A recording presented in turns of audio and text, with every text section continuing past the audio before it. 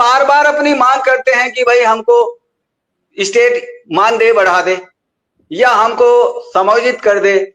तो जो हमारी मांग ये है कि जो माननीय उच्च न्यायालय ने हमारा जो महंगाई सूचांक का मानक तय किया है सम्मानजनक, तो कम से कम स्टेट से निवेदन है कि वो तत्काल प्रभाव से जो अवमानना झेल रही है वो न झेलते हुए, हमारा निवेदन ये है कि उच्च न्यायालय की जो जितेंद्र भारती केस है, उच्च न्यायालय ने जो भी निर्धारित किया है तत्काल एक तो वो हमको दे दे।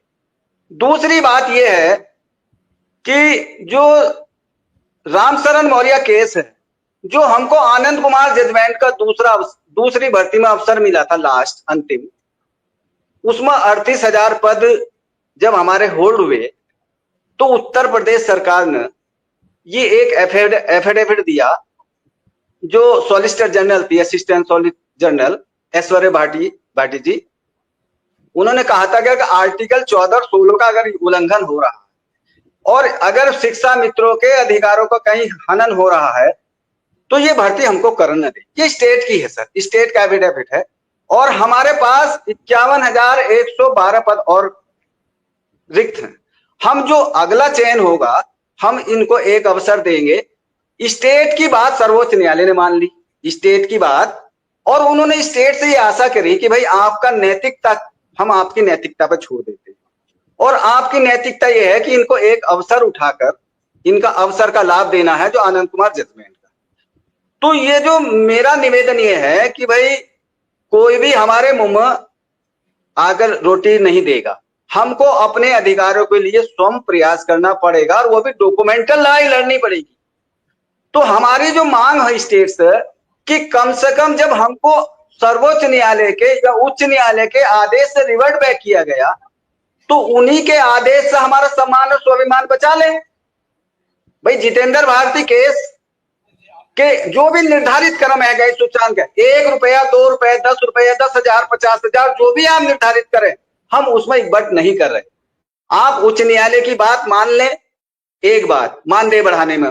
दूसरी बात, यदि आपके पास वैकेंट रिक्त है तो जो लोग क्वालिटी एजुकेशन को मेंटेन कर रहे हैं और विधिवत योग्य हैं और अनुभव भी हैं, उनको आप अभी जग्गो देवी यूनियन ऑफ इंडिया केस 20 दिसंबर को सर्वोच्च न्यायालय का एक आदेश आया है, उसमें स्पष्ट कहा गया है कि सर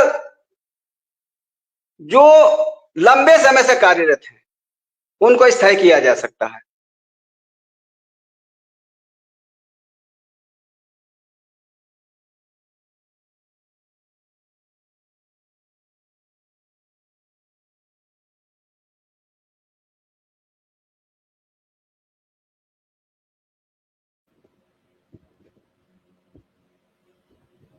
विक्रम सिंह, आज तो नेता प्रतिपक्ष ने भी मुख्यमंत्री से मांग कर दी, और कब मांग कर दी? जब राज्यपाल के अभिभाषण पर सवाल जवाब कर रहे थे। राज्यपाल के अभिभाषण पर मुख्यमंत्री और नेता प्रतिपक्ष का एक बड़ा आदान प्रदान होता है शब्दों का, और उन सभी बातों पर सरकार को सोचना पड़ता है।